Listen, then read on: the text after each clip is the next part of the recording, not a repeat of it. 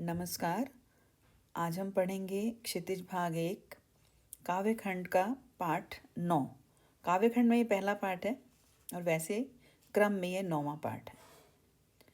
तो कबीरदास जी के जीवन के बारे में पहले जान लेते हैं कि कबीरदास जी कौन थे।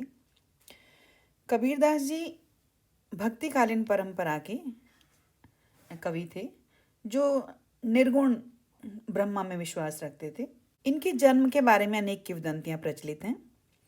कहा जाता है कि सन 1398 में काशी में उनका जन्म हुआ और सन 1518 के आसपास मगहर में देहांत हुआ। कबीर ने विधिवत कोई शिक्षा नहीं पाई थी, लेकिन सत्संग, पर्यटन और अनुभव से उन्होंने ज्ञान प्राप्त किया था। उनकी रचनाएं कबीर ग्रंथावली में संग्रहित हैं, किंतु कबीर पंथ में उनकी रचनाओं का एक संग्रह है जो बीजक नाम से है, उसे ही प्रामाणिक माना जाता है। कुछ रचनाएं गुरु ग्रंथ साहब में भी संकलित हैं। कबीर अत्यंत उदार, निर्भय तथा सदगृहस्थ संत थे। राम और रहीम की एकता में विश्वास रखने वाले कबीर ने ईश्वर के नाम पर चलने वाले हर तरह के पाखंड, भेदभाव और कर्मकांड का खंडन किया। उन्होंने अपने काव्य में धार्मिक और सामाजिक भेदभाव से मुक्त मनुष्य की कल्पना की। ईश्वर प्रेम, ज्ञान तथा वैराग्य, गुरु भक्ति, सत्संग और साधु महिमा के साथ आत्मबोध और जगत बोध की अभिव्यक्ति उनके काव्य में हुई है। कबीर की भाषा की सहजता ही उनकी काव्यात्मकता की शक्ति है। उनकी भाषा सहज थी, जो जनमानस को आसानी से समझ में आ जाती थी। उनकी भाषा को पंचमेल खिचड़ी भी कहा जाता है, जिसमें राजस्थानी, हरियाणवी, पंजाबी, खड़ी बोली, अवधी, ब्रज भाषा के शब्दों की बाहुल्यता है। उनकी भाषा जन भाषा के निकट होने के कारण ही काव्य भाषा में वे दार्शनिक चिंतन को सरल ढंग से व्यक्त कर सके। यही उनकी सबसे बड़ी ताकत है। यहाँ संकलित साखियों में प्रेम का महत्व, संत के लक्षण, ज्ञान की महिमा, बाह्य आडंबरों का विरोध आदि भावों का उल्लेख हुआ है। पहले पद में बाह्य आडंबरों का विरोध एवं अपने भीतर ही ईश्वर की व्याप्ति का संकेत है। कबीरदास जी कहते थे कि मनुष्य के हृदय में ही ईश्वर व्याप्त हैं, उन्हें कहीं ढूंढने की आवश्यकता नहीं। हमारे मन में ईश्वर विद्यमान है। तो दूसरे शब्द में ज्ञान की आंधी के रूपक के सहारे उन्होंने ज्ञान का महत्व बताया है और बताया कि जब ज्ञान की आंधी आती है तो कितने परिवर्तन होते हैं।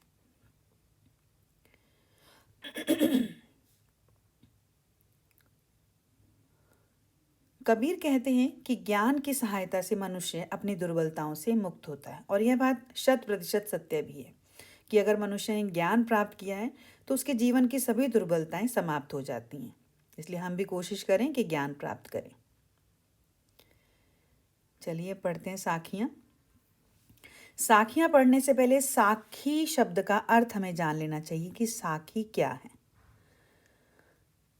साखी शब्द जो है वो साक्षी से बना है, साक्षी, और साक्षी का अर्थ है गवाह, सबूत। अर्थात कबीरदास जी ने अपने जीवन में जो देखा, जो अपनी आंखों के सामने घटित होते देखा, उसी का वर्णन उन्होंने अपने काव्य में कर दिया, उसी की उन्होंने रचना कर दी ताकि जनमानस को यथार्थता से परिचित कराया जा सके, वास्तविकता से परिचित कराया जा सके। पहली साखी है, मान सरोवर सुभर जल हंसा केली कराही, मुक्ता फल मुक्ता चुगे अब उड़ी अनत न जाही। अब यहाँ इनकी साखियों में हमें दो अर्थ देखने को मिलेंगे और दोनों अर्थ ही में समझने हैं। मान सरोवर, मन रूपी सरोवर, और पवित्र मान सरोवर जो कैलाश पर्वत पर स्थित है। सुभर अच्छी तरह से भरा हुआ। अब जल का अर्थ जल भी है और मनुष्य की भावनाएं, विचार भी हैं। हंसा, हंस पक्षी भी है और मनुष्य भी है। केली का अर्थ है क्रीड़ा, खेल, मनोरंजन, और कराही मतलब करना। मुक्ता फल जो परिणाम हैं, जो मोती हैं। मुक्ता मतलब स्वतंत्र होकर, चुगना। अनत मतलब अन्यत्र, किसी और जगह नहीं जा सकता। पहले हम एक अर्थ को जानते हैं। कबीरदास जी कहते हैं कि कैलाश पर्वत पर स्थित जो पवित्र मान सरोवर है उसमें अच्छी तरह से अर्थात तो भरपूर जल से भरा हुआ है और उसमें हंस क्रीड़ा कर रहे हैं। वे स्वतंत्र होकर मोती चुग रहे हैं।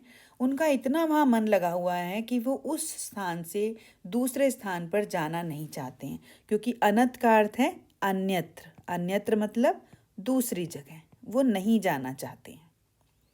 इसका दूसरा अर्थ है कि मन रूपी सरोवर, जो मनुष्य का मन है, मन रूपी सरोवर में सुभर जल, वो अच्छी तरह से भरा हुआ है।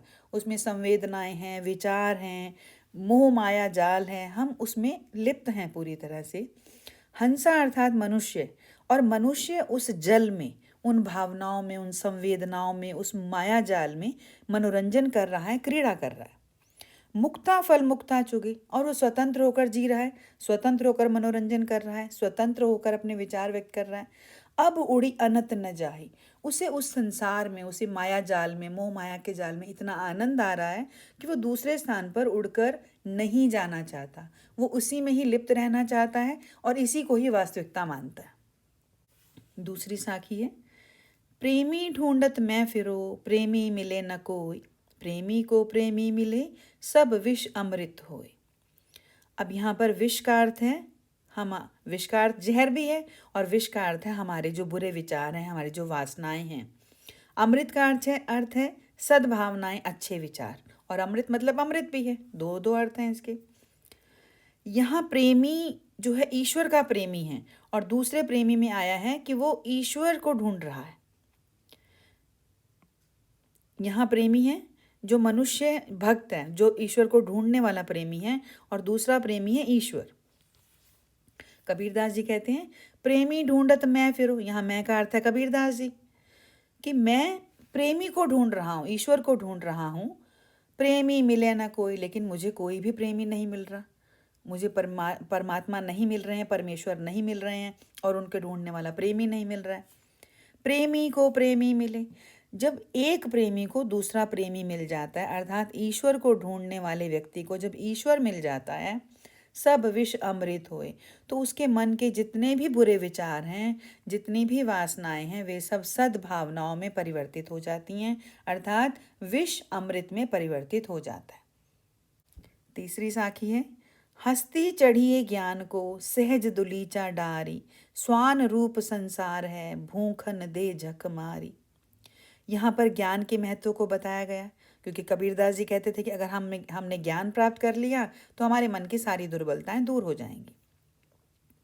हस्ती का अर्थ है हाथी, सहज का अर्थ है सहजता, सहज स्वभाव, दुलीचा मतलब कालीन या गलीचा, स्वान का अर्थ है कुत्ता, भूंकन का अर्थ है भौंकना, और झक का अर्थ है व्यर्थ।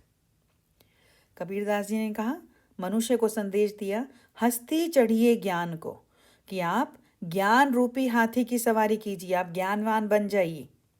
सहज दुलीचा डारी, और अपने स्वभाव पर एक सहजता का कालीन डाल लीजिए, अपने स्वभाव को सहज बना लीजिए, ताकि उस पर दूसरे लोगों की बातों का कोई असर ही ना हो, प्रभाव ही ना हो। स्वान रूप संसार है, इस संसार को उन्होंने कुत्ते के समान बताया है, जो व्यर्थ में ही भौंकते रहते हैं बिना किसी कारण के। भूखन दे झक मारी, कि उन्हें व्यर्थ जो भौंकते हैं उन्हें भौंकने दो, उन्हें बोलने दो। क्योंकि जब गली में से कोई हाथी निकलता है तो कुत्ते उसे, एक विशाल जानवर है, हाथी एक विशाल जानवर है, कुत्ते उस विशाल जानवर को देखकर भौंकना शुरू कर देते हैं। उसी प्रकार जब हम ज्ञानवान हो जाते हैं, हमें ज्ञान प्राप्त हो जाता है, और हम किसी को कुछ समझाना चाहते हैं, तो लोग हमारे बारे में बातें करते हैं, तो उन बातों का हम पर असर ना हो, इसलिए हमें अपने स्वभाव को सहज बना लेना चाहिए। अगली साखी है, पखा पखी के कारणे सब जग रहा भुलान, निरपख होई के हरि भजे, सोई संत सुजान। पखा पखी अर्थात पक्ष विपक्ष, कारणे मतलब कारण, भुलान मतलब हम भूल रहे हैं, निरपख मतलब निष्पक्ष, हरि मतलब भगवान, भजे मतलब उसका भजन करना, सोई मतलब होना, और सुजान मतलब सज्जन व्यक्ति, चैतन्य व्यक्ति। पक्ष विपक्ष के कारण, यहाँ पक्ष विपक्ष का अर्थ है जातिगत या धार्मिक भेदभाव, उसी को पक्ष विपक्ष कहा गया। उन्हीं सब में पढ़कर सब जग रहा भुलान, सारा जग ईश्वर को भूल गया। यहाँ पखापखी का अर्थ है पक्ष विपक्ष, और पक्ष विपक्ष कौन सा है ये? धार्मिक और जातिगत भेदभाव, कि हम कभी किसी धर्म का पक्ष लेते हैं, कभी किसी जाति के पक्ष में हैं। तो इस पक्ष विपक्ष के कारण सारा संसार ईश्वर को भूल बैठा है। कबीरदास जी कहते हैं, निरपक्ष होय के हरि भजे, निष्पक्ष होकर आप हरि का भजन करें। निष्पक्ष मतलब हम किसी जाति या धर्म के पक्ष में नहीं हैं, हमारे लिए सभी धर्म समान हैं। हम धर्म निरपेक्षता के भाव को अपनाएं और भगवान का भजन करें। सोई संत सुजान, तो जो व्यक्ति ऐसा करता है, जो निष्पक्ष होकर भगवान का भजन करता है, वह व्यक्ति सच्चे अर्थों में सज्जन कहलाता है, साधु कहलाता है, अच्छा व्यक्ति कहलाता है। अगली साखी है, हिंदू मुआ राम कही, मुसलमान खुदाई, कहे कबीर सो जीवता, जो दूहों के निकट न जाए। यहाँ भी कबीरदास ने धर्म की बात की है कि हम जो धार्मिक भेदभाव में फंसे रहते हैं हमेशा। उनका कहना है कि हिंदू मुआ राम कही, कि जो हिंदू व्यक्ति था वो मर गया राम राम कहते हुए, और मुसलमान की भी यही स्थिति हुई, वो खुदा खुदा रटता रहा। कहे कबीर सो जीवता, कबीरदास जी कहते हैं जीवित तो वही व्यक्ति हैं, अर्थात वास्तविक अर्थों में उसी व्यक्ति ने जीवन पाया है जो दोनों के ही निकट ना जाए। अब निकट तो हम जाएंगे भगवान के, लेकिन उनका कहना है कि हम केवल अपने आप को किसी एक धर्म विशेष से ना जोड़ें। हम अपने आप को किस धर्म से जोड़ें? हम अपने आप को मानवता के धर्म से जोड़ें। जो मानवता का धर्म है वो सबसे ऊंचा धर्म है, सबसे सच्चा धर्म है। तो ना तो हम अपने आप को हिंदू माने, ना मुसलमान माने, ना हम राम कहें, ना हम खुदा कहें। हम एक मनुष्य मात्र को जानते हैं। हमारा जन्म हुआ है ताकि हम ईश्वर का भजन कर सकें और मनुष्य मात्र की सहायता कर सकें। इस संसार में हम सद्भाव निभा सकें, सद्भावना का महत्व समझ सकें। अगली साखी है, काबा फिरी काशी भया, राम ही भया रहीम, मोट चून मैदा भया, बैठी कबीरा जीम। काबा मुस्लिम लोगों का तीर्थ स्थान है, काशी हिंदू लोगों का तीर्थ स्थान है, राम ही राम और रहीम रहीम। मोट चून मोटा आटा, मैदा मतलब बारीक आटा, बैठी बैठना, और जीम मतलब खाना। कबीरदास जी कहते हैं कि मैं काशी भी गया और मैं काबा भी गया, मैं दोनों पवित्र स्थान घूम आया। राम ही भया रहीम, राम रहीम हो गया, रहीम राम हो गया, कि मैंने राम का भी नाम लिया और रहीम का भी नाम लिया। मोट चून मैदा भया, जब मोटा आटा बारीक हो गया तो वह मैदा बन गया। गेहूं को जब पीसा जाता है तो मोटा आटा बनता है जिससे हम रोटी बनाते हैं, और जब उसको और बारीक पीसा जाता है तो वो मैदा बन जाता है। और यहाँ पर मोट चून का अर्थ है हमारे बुरे विचार जो भेदभाव पर आधारित हैं, और मैदा का अर्थ है हमारे सद्विचार। तो कबीरदास जी कहते हैं कि जब मैं काबा गया, काशी गया, और मैंने राम और रहीम में कोई फर्क नहीं जाना, तो मेरा जो मन के जो विचार थे, जो धार्मिक भेदभाव के विचार थे, वो और परिष्कृत हो गए, वो और सूक्ष्म बन गए, और उन्होंने मैदे का रूप ले लिया। अर्थात उनका निचोड़ मैंने निकाल लिया कि राम और रहीम में कोई अंतर नहीं है, काबा और काशी में कोई अंतर नहीं है। वो कहते हैं जब मनुष्य को यह बात समझ में आ जाएगी कि काबा और काशी में कोई अंतर नहीं है, राम और रहीम में कोई अंतर नहीं है, हम सभी एक परमेश्वर की संतान हैं, तो जब उसके विचार परिष्कृत हो जाएंगे, उसके विचार सूक्ष्म हो जाएंगे, वो अपने विचारों का निचोड़ निकाल लेगा कि हम केवल और केवल एक परम पिता परमेश्वर की संतान हैं, हम सब एक समान हैं, किसी में कोई भी भेद नहीं है, तो हम पूरे जीवन भर बैठकर जीम सकते हैं। हमें कहीं जाने की आवश्यकता नहीं है, हम अपने जीवन को बड़ी शांति से निभा सकते हैं। अगली साखी है, ऊंचे कुल का जन्मिया, जे करनी ऊंच न होई, सुबरन कलश सुरा भरा, साधु निंदा सोई।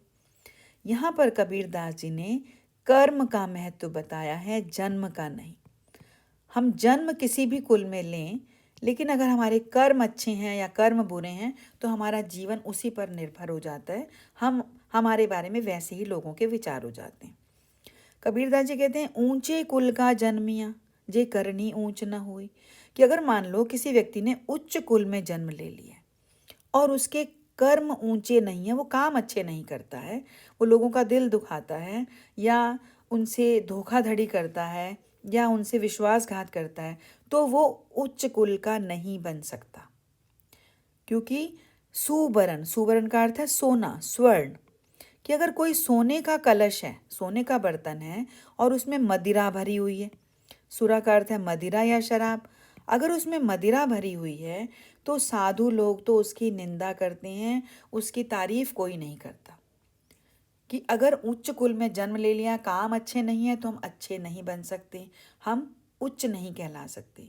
उसी प्रकार यदि सोने के बर्तन में मदिरा भरी हुई है तो उसकी कोई तारीफ नहीं करेगा, वो उसे, उस साधु लोग उसकी निंदा ही करेंगे, क्योंकि वो अमृत तो नहीं बन जाएगा, वो रहेगी तो मदिरा, चाहे वो सोने के बर्तन में है और चाहे वो मिट्टी के बर्तन में है। इसलिए हमें कर्म अच्छे करने चाहिए, जन्म हमारा चाहे किसी भी कुल में हुआ। तो यहाँ साखियाँ हमारी समाप्त हो गई हैं। उम्मीद करती हूँ आपको समझ आ गई होंगी। यदि कहीं कोई परेशानी का अनुभव होता है तो आप कमेंट बॉक्स में लिखकर मुझसे पूछ सकते हैं। अब हम पढ़ेंगे कबीरदास जी के पद, जो शब्द कहे जाते हैं। गुरु ग्रंथ साहिब में उनके कुछ पद संकलित हैं जो शब्द के रूप में हैं, उन्हें पद भी कहा जाता है। साखी छोटी होती है और शब्द बड़े होते हैं। साखी दोहे के समान है जिसमें दो ही पंक्तियाँ होती हैं और वो छंद में बंधी होती हैं, उनमें तुकबंदी होती है। लेकिन शब्द में ऐसा कोई ज़रूरी नहीं है पद में कि उनमें तुकबंदी की जाए, वो छंद मुक्त रचना है। छंदबद्ध भी हो सकती है लेकिन छंद मुक्त भी होती है, तो यहाँ ये छंद मुक्त है, अर्थात इसमें तुकबंदी की आवश्यकता नहीं रहती है। और बड़े आसान शब्दों में कबीरदास जी ने अपने शब्द कहे हैं, देखिए पढ़ते हैं उसे। मोको कहाँ ढूंढे बंदे मैं तो तेरे पास में, ना मैं देवल ना मैं मस्जिद ना काबे कैलाश में, ना तो कौने क्रिया कर्म में नहीं योग बैराग में, खोजी होए तो तुरत मिली हो पल भर की तालाश में, कहे कबीर सुनो भई साधो सब श्वासों की श्वास में। इस पद में कबीरदास जी ने कहा है कि ईश्वर मनुष्य के हृदय में विद्यमान है, उसे कहीं ढूंढने की आवश्यकता नहीं है। ना वो मंदिर में मिलेंगे, ना वो मस्जिद में मिलेंगे, ना काबा ना कैलाश में, वो तो हमारे आसपास है, हमारे मन के भीतर हैं, केवल उन्हें ढूंढने भर की आवश्यकता है। तो देखिए कबीरदास जी कैसे समझाते हैं हमें कि हम ईश्वर को कैसे ढूंढ सकते हैं। तो कबीरदास जी ने कहा, मोको कहाँ ढूंढे बंदे, मोको मतलब ईश्वर, मोको कहाँ ढूंढे बंदे, बंदे मतलब मनुष्य, कि ये मनुष्य है तुम मुझे कहाँ ढूंढ रहे हो, मैं तो आपके पास में हूँ। ना मैं देवल, देवल का अर्थ है मंदिर, और ना मैं मस्जिद, ना तो मैं मंदिर में हूँ और ना ही मैं मस्जिद में हूँ। ना काबा में हूँ ना कैलाश में हूँ।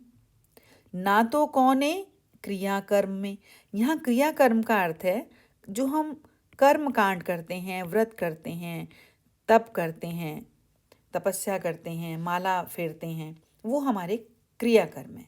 नहीं योग बैराग में, यहाँ योग बैराग का अर्थ है तप करना या तपस्या करना, जंगल में जाना, संसार छोड़ना, घर परिवार छोड़ना। कि ना तो मैं किसी क्रियाकर्म में हूँ ना ही योग और बैराग में हूँ। खोजी होए तो तुरतै मिली हो, कि अगर तुम मुझे खोजने वाले हो सच्चे अर्थों में तो मैं पल भर की तलाश में ही मिल जाऊंगा, मेरे लिए ज़्यादा कोशिश करने की आवश्यकता नहीं है।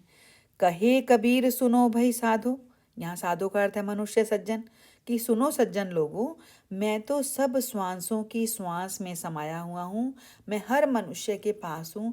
बस मुझे ढूंढने का केवल एक ही रास्ता है कि आप अपने कर्म अच्छे करो, अच्छे काम करो, किसी का दिल नहीं दुखाओ, किसी के साथ विश्वासघात नहीं करो।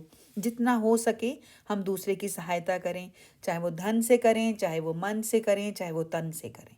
तो हमें परोपकार की भावना को अपनाना है, सद्भावना को अपनाना है, तो ईश्वर हमें पल भर की तलाश में मिल जाएंगे।